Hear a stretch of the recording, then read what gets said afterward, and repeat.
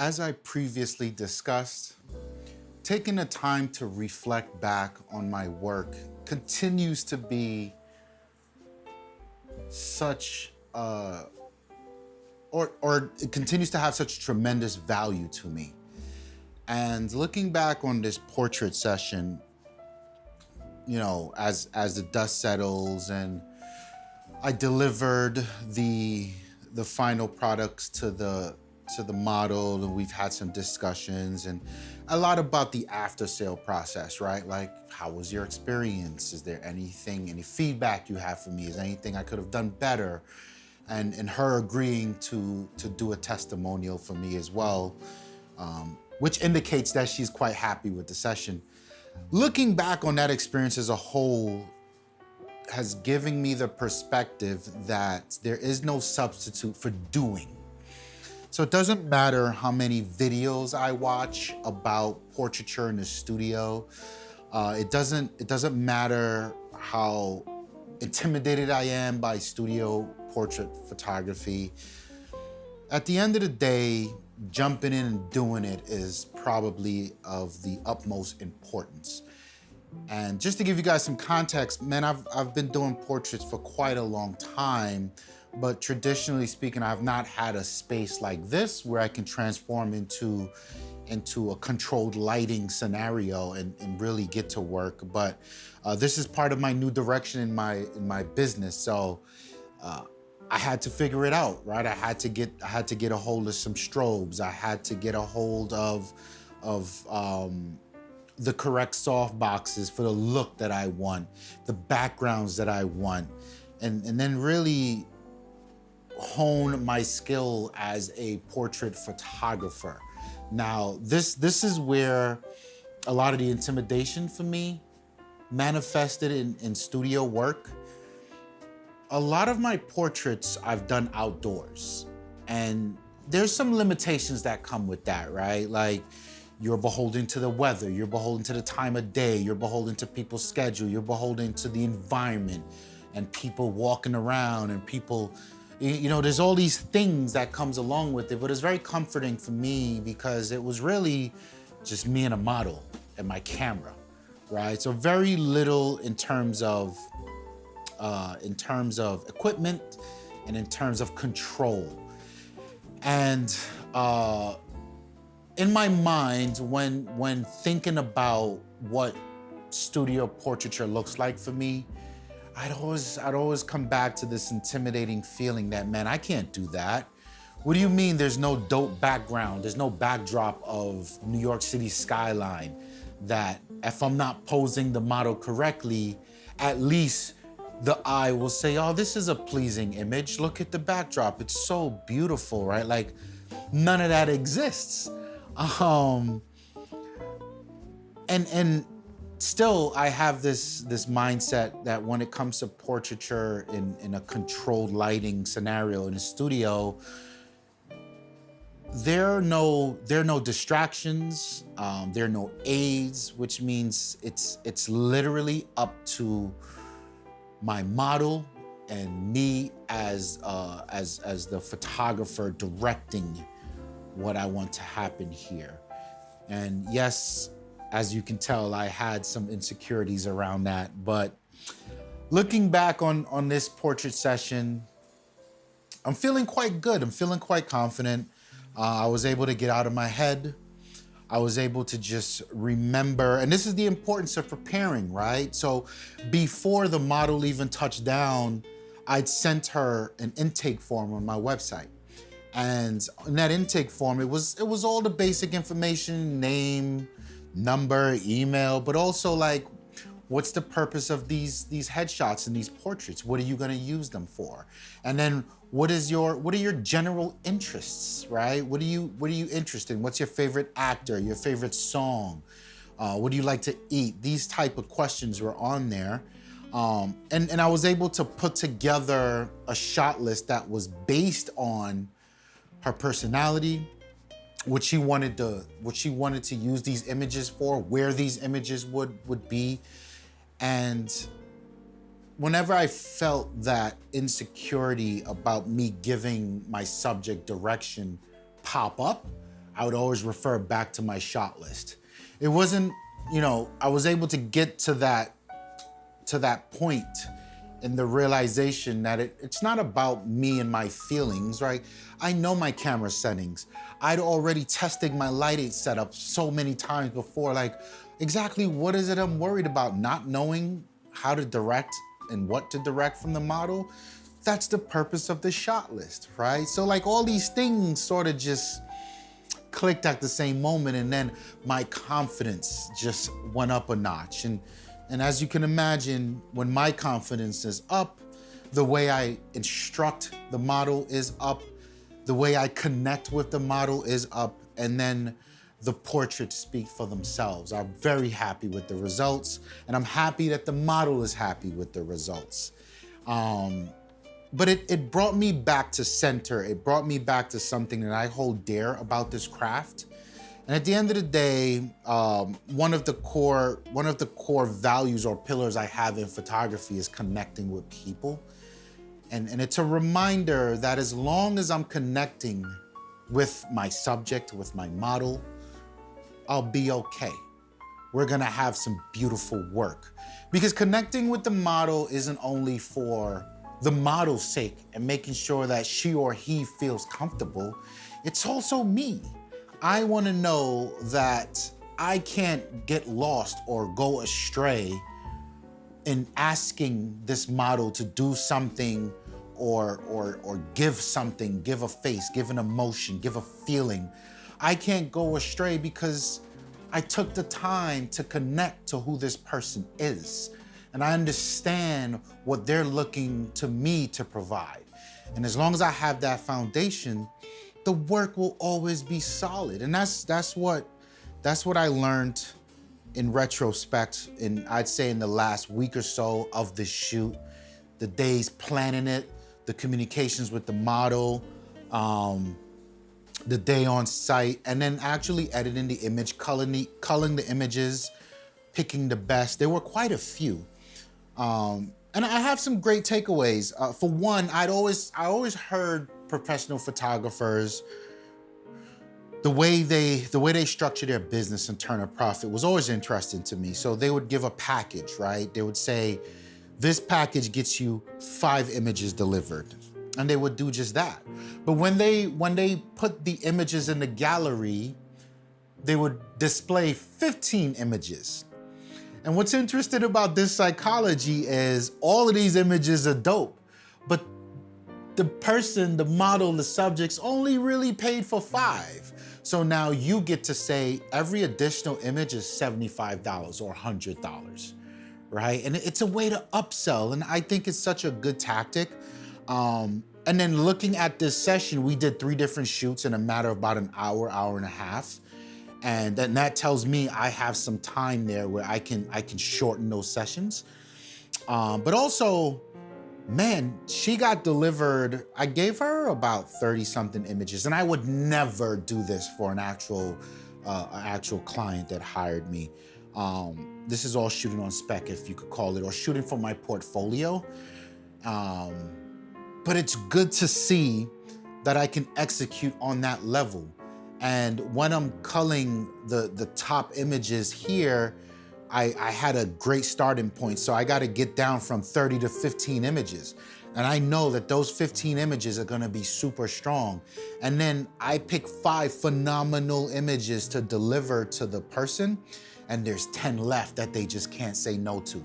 And 10 times 100 at each image, well, we're making a decent living here. So yeah, again, reflecting on this process, it really is meaningful to me. And then moving forward, there's a bit of confidence that I'm carrying into my next shoot that I'm quite excited to, because as I refine my energy and my confidence in approaching my client and feeling comfortable in a studio scenario, I no longer feel intimidated by me controlling the lights. I no longer feel intimidated by the other creative in the room is looking to me for direction. As I come into that, I'm starting to feel oh so comfortable and oh so happy for the path that I'm on as a portrait and headshot photographer, and how I show up in the world, and the confidence I exude in my craft and my business. So yeah, I always say time is the most valuable resource that we have, and I do not take it lightly that you've shared some of yours here with me today. And I wanna thank you for that. Like the video if you like it. Hit the subscribe button if you'd like to see more. My name is Ramon. I'm out of here. Peace. I have a model coming through in about an hour or so. So I'm gonna set up the studio to get these shots done. What we're aiming for is, I'm going after headshots first. So I wanna have some nice approachable headshots, and she's also an actress. So headshots and actors' headshots are, they're nuanced differences. So I'm looking to getting my feet wet into that today. And I asked her to bring a few different looks. So we'll be experimenting with some other stuff. Once we get the headshots out of the way and the safe shots, then we'll go into a lot of leaning on her personality and seeing what we can get and being more playful, replacing some of the traditional white background with something more playful, and see where we land. So yeah, first on the list is to just raise up the desk so I can get the chair under there and get me some more space. So what's interesting about operating in such a small space, yes, this is my office, this is my home studio, all of these things in one. And I quite love the space. You just gotta be creative to shift some things around. Obviously, one of the biggest challenges I'm having in this studio space, which is height. I can't get the lights as high as I would want, so I'm forced to do portraits that are essentially sitting. Yeah, I mean, it's not the end of the world, right? Like, there's still a lot of work I can get done even with that limitation, but I'm probably gonna start looking for a studio space outside that I can get some proper lighting, because there's a lot of stuff I wanna do with butterfly lighting, let me tell you. All right, so I was recording some videos in here earlier this week. So you see my GVM LED setup here. I have 3 of these guys I use to create my videos. So essentially all these are is like my rim lighting.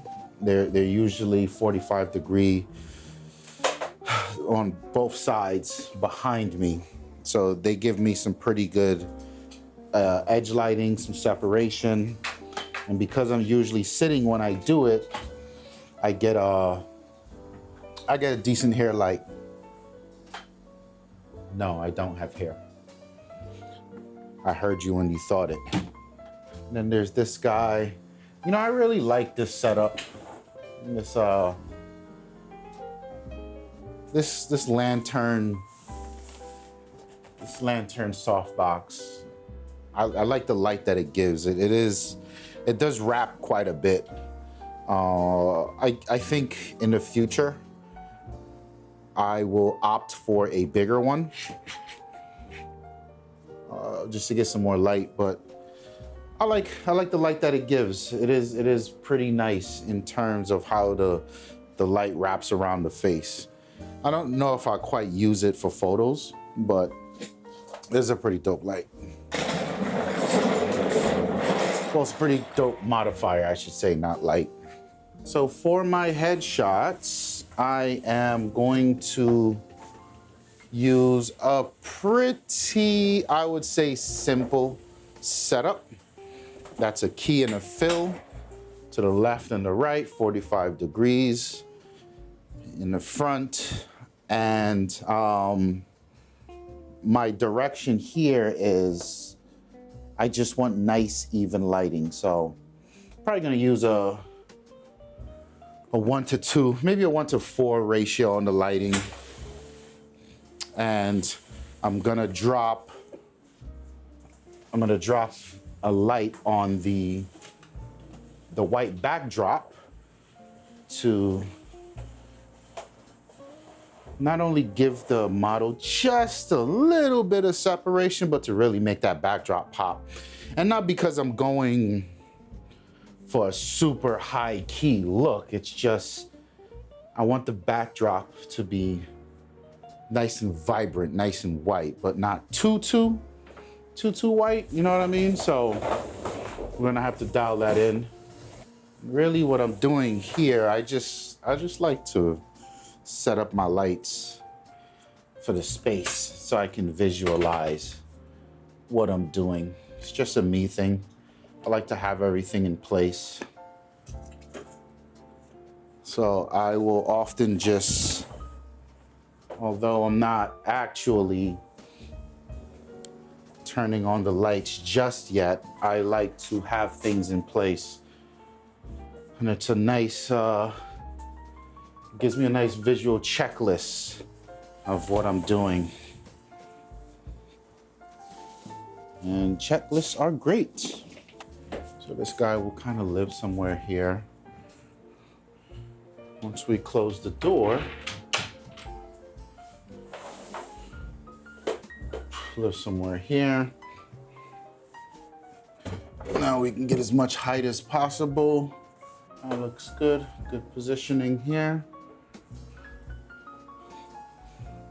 And I'll work on dialing it in and feathering it. So one of the things I'm really thinking about doing is I quite like how edge lighting looks on some of my subjects, most of all my subjects. I think it's a look I want to dial in. So what I'm gonna do is put my 2 video lights here, right, pretty much the exact same location I have them when I'm shooting video. And I just want to give an ever so slight rim light to the subject, but nothing that's super like intrusive, right? Like it's not, you see some of the dope work that Edgar does with his sports photography, like I'm taking inspiration from that. I'm not actually looking to do that because that type of edge lighting is very, very well pronounced and it looks dope. It looks dope for what it is. It's not what I'm actually going after, so I'm curious to see how this will come out as well. All right, here they are. 2 Amaron 200Ds, so this should be plenty of decent light. Well, let's see how it looks. Also, what's a nice cheat code if you're operating in a very small space? These tripods, these little mini tripods. I'll leave the link down below. Man, the footprint on them is so small, and you got to be careful, right? Like I wouldn't put, like if I had these lights on a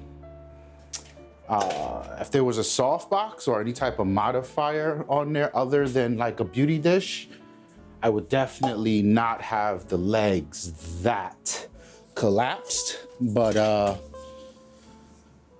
no, they work wonders. They let me get them in these super tight corners and still serve the purpose. So very happy about that. Boom, boom, boom. Let's get these beauty dishes on. And the interesting part here, I don't really need much else in terms of modifiers, because this is going to be on the shoulder of the model. So soft light really, not that big of a deal if the light isn't soft. In fact, it's probably a plus that it isn't. This is my key. This is my fill. And I've got 2 edge lights / hair lights there. Beautiful, beautiful. And then we're also gonna bring out the trusty clamshell. So this is just kind of sit right here. And this will get me that beautiful catch light. A nice little clamshell catch light in the eye, but also this will make sure that some of the light from the key and the fill reflecting back under. So should be no dark shadows or super pronounced shadows on the chin and the neck. And finally, the last light. This is going to be the light for the background to make that pop. And this is just gonna go right behind the model and point it directly at the backdrop. In terms of the camera, so because this is such a small space and I've had to learn to make the best of it, what I'm doing is I'm setting everything up on that side of the room, and I'm just shooting through this room here. And I'm using my 70 to 180, this is the Tamron 2.8, and I'll pretty much just be here. And I think that's the extent of it. Pretty simple setup in terms of studio. I think the settings I'm going after today will be f8 on the aperture, 1/200th of a second on the shutter, and ISO 200. So for me, the ISO is going to be the pivotal part because I'm using two consistent lights for my edge. So I'll have to dial it in a way where, and these are 200 watt lights, so they should have enough power to show through what I need. So we'll see where I land on the settings. So let's see what it looks like. Here is my two most important lights. So this guy is my key. This will be my fill. The clamshell will be right here in front of the model. The model will sit here. And then we will have edge light 1, edge light 2, and this guy here is going to give the backdrop a pop. So yeah, nothing crazy. Let's see what it do.